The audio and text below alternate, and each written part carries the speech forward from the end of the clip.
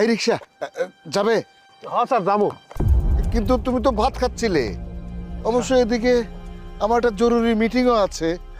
সমস্যা নাই স্যার, আমি ভাতটা পরেও খাইতে পারবো। আপনি কইলেন না আপনার জরুরি কাজ আছে, আগে আপনার পৌঁছে দিই, তারপর আমি খাবো না। ওঠেন, আপনি ওঠেন। আরে বাহ, তুমি তো খুব ভালো একটা ছেলে। হ্যাঁ স্যার, আমি ভালো ছেলে দেখি তো রিক্সা চালাই।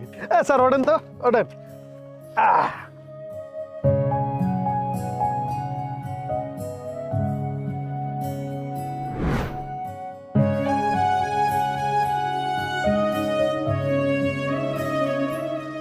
স্যার, আপনি কি চাকরি করেন? আরে না না, আমি চাকরি করি না।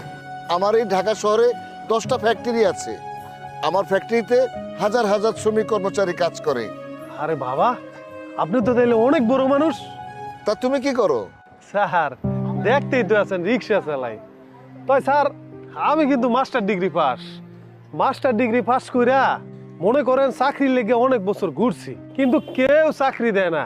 সবাই খালি 15-20 লাখ টাকা ঘুষ চায়। আমি ঘুষ দিব কই থেকে? আমার নিজের সংসার চালাইতেই কষ্ট, আমি 15-20 লাখ টাকা কই পাবো? এই জন্য চিন্তা করছি বয়া থেকে লাভ কি? কোনো কাজই তো ছোট না, সবই তো আমরা শিক্ষা পাইছি। তাই এই জন্য স্যার রিক্সা চালাইতেছি আর কি। আরে বাহ, তুমি তো সৎ ও পরিশ্রমী একটা ছেলে। তুমি ঠিকই বলেছো, বসে না থেকে যে কোনো কাজ করাই উত্তম। কাজ তো কাজই, কাজের আর ছোট বড় কি? জি স্যার, আপনি ঠিকই কইছেন স্যার। কাজের সম্মান করলেই তো মানুষের সম্মান বাড়বো স্যার। আচ্ছা আচ্ছা, তুমি একটু বামে রাখো তো। আচ্ছা স্যার।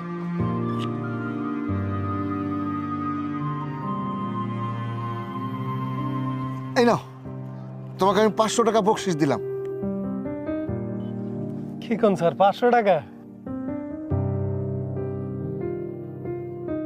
যাক, ভালোই হয়েছে। আজকে এটা দিয়ে মজা করে বাজার করো।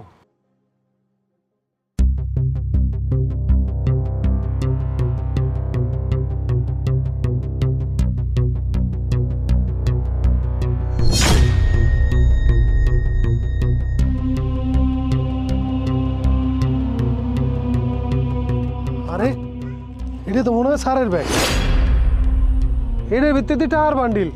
না না, এটা স্যারের ফেরত দিতে হইব।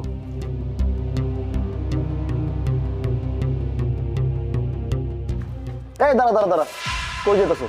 স্যার, আমি একটু ভিতরে যাবো, আমার একটু কাজ আছে। বিটে তোর কি কাম? বিটে যান যাবো না, জাইন থেকে যা। মিটিং এর দেরি হয়ে গেল।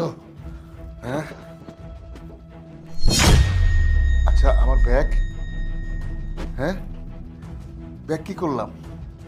ব্যাগ কি আমি বাসার থেকে নিয়ে বের হয়েছি?